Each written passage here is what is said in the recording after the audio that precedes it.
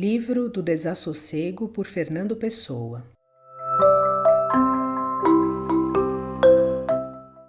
Primeira parte. Diário de Bernardo Soares. 175.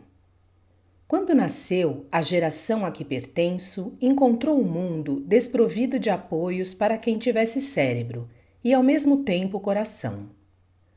O trabalho destrutivo das gerações anteriores fizera que o mundo para o qual nascemos não tivesse segurança que nos dar na ordem religiosa, esteio que nos dar na ordem moral, tranquilidade que nos dar na ordem política.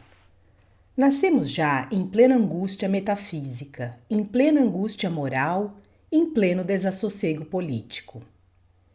Ébrias das fórmulas externas, dos meros processos da razão e da ciência, as gerações que nos precederam aluíram todos os fundamentos da fé cristã, porque a sua crítica bíblica, subindo de crítica dos textos à crítica mitológica, reduziu os evangelhos e a anterior hierografia dos judeus a um amontoado incerto de mitos, de legendas e de mera literatura. E a sua crítica científica gradualmente apontou os erros, as ingenuidades selvagens da ciência primitiva dos evangelhos. Ao mesmo tempo, a liberdade de discussão que pôs em praça todos os problemas metafísicos arrastou com eles os problemas religiosos onde fossem da metafísica.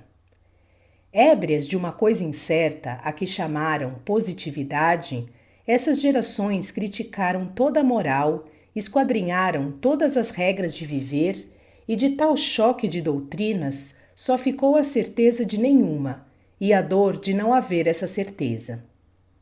Uma sociedade assim indisciplinada nos seus fundamentos culturais não podia, evidentemente, ser senão vítima na política dessa indisciplina. E assim foi que acordamos para um mundo ávido de novidades sociais, e com alegria ia à conquista de uma liberdade que não sabia o que era, de um progresso que nunca definira. Mas o criticismo fruste dos nossos pais, se nos legou a impossibilidade de ser cristão, não nos legou o contentamento com que a tivéssemos. Se nos legou a descrença nas fórmulas morais estabelecidas, não nos legou a indiferença à moral e às regras de viver humanamente. Se deixou incerto o problema político, não deixou indiferente o nosso espírito a como esse problema se resolvesse. Os nossos pais destruíram contentemente, porque viviam numa época que tinha ainda reflexos da solidez do passado. Era aquilo mesmo que eles destruíam que dava força à sociedade para que pudessem destruir sem sentir o edifício rachar-se. Nós herdamos a destruição e os seus resultados. Na vida de hoje, o mundo só pertence aos estúpidos, aos insensíveis e aos agitados. O direito a viver e a triunfar conquista-se hoje quase pelos mesmos processos porque se conquista o internamento no manicômio. A incapacidade de pensar, a amoralidade e a hiperexcitação. 176. A estalagem da razão. A meio caminho entre a fé e a crítica está a estalagem da razão. A razão é a fé no que se pode compreender sem fé. Mas é uma fé ainda, porque compreender envolve pressupor que há qualquer coisa compreensível. 177. Teorias metafísicas que possam dar-nos um momento a ilusão de que explicamos o inexplicável. Teorias morais que possam iludir-nos uma hora com o convencimento de que sabemos por fim qual, de todas as portas fechadas, é o ádito da virtude. Teorias políticas que nos persuadam durante um dia que resolvemos qualquer problema, sendo que não há problema solúvel, exceto os da matemática. Resumamos a nossa atitude para com a vida nesta ação conscientemente estéril, nesta preocupação que, se não dá prazer, evita ao menos sentirmos a presença da dor. Nada há que tão notavelmente determine o auge de uma civilização, como conhecimento, nos que a vivem, da esterilidade de todo esforço, porque nos regem leis implacáveis que nada revoga nem obstrui.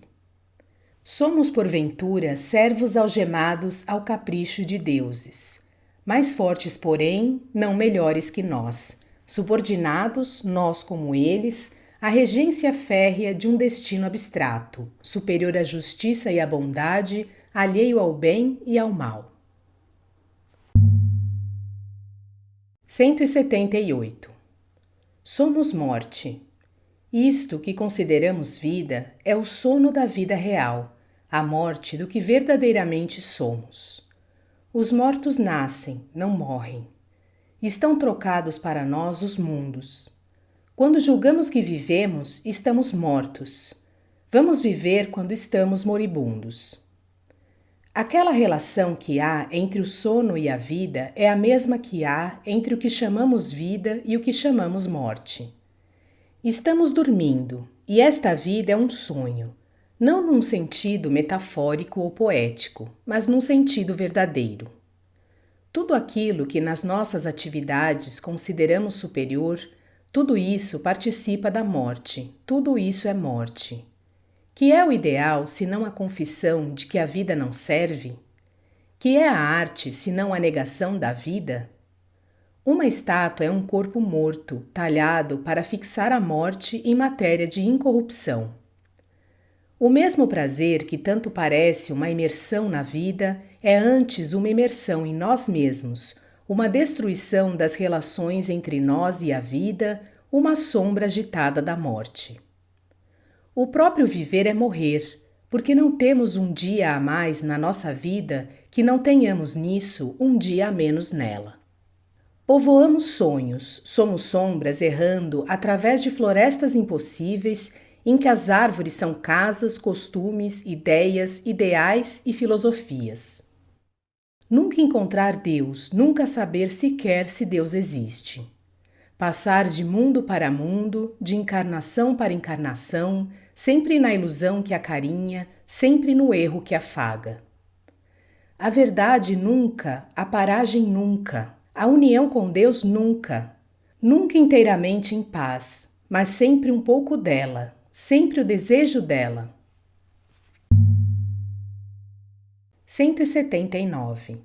O instinto infante da humanidade, que faz que o mais orgulhoso de nós, se é homem e não louco, anseie, pela mão paternal que o guie, como quer que seja, logo que o guie, através do mistério e da confusão do mundo. Cada um de nós é um grão de pó que o vento da vida levanta e depois deixa cair. Temos que arrimar-nos a um esteio, que pôr a mão pequena em uma outra mão, porque a hora é sempre incerta, o céu sempre longe e a vida sempre alheia. O mais alto de nós não é mais que um conhecedor mais próximo do oco e do incerto de tudo. Pode ser que nos guie uma ilusão, a consciência, porém, é que nos não guia. 180. Se algum dia me suceder que com uma vida firmemente segura possa livremente escrever e publicar, sei que terei saudades desta vida incerta em que mal escrevo e não publico.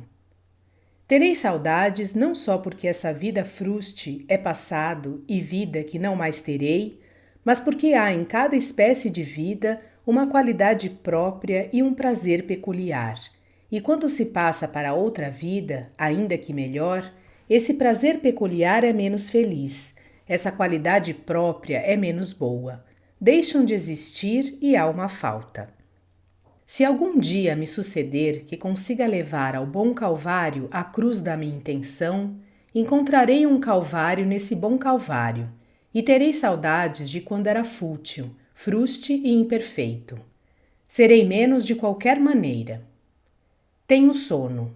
O dia foi pesado de trabalho absurdo no escritório quase deserto. 2 empregados estão doentes e os outros não estão aqui. Estou só, salvo o moço longínquo. Tenho saudades da hipótese de poder ter um dia saudades, e ainda assim absurdas. Quase peço aos deuses que haja que me guardem aqui como num cofre, defendendo-me das agruras e também das felicidades da vida. Desejo que tenham gostado. Obrigada e até a próxima!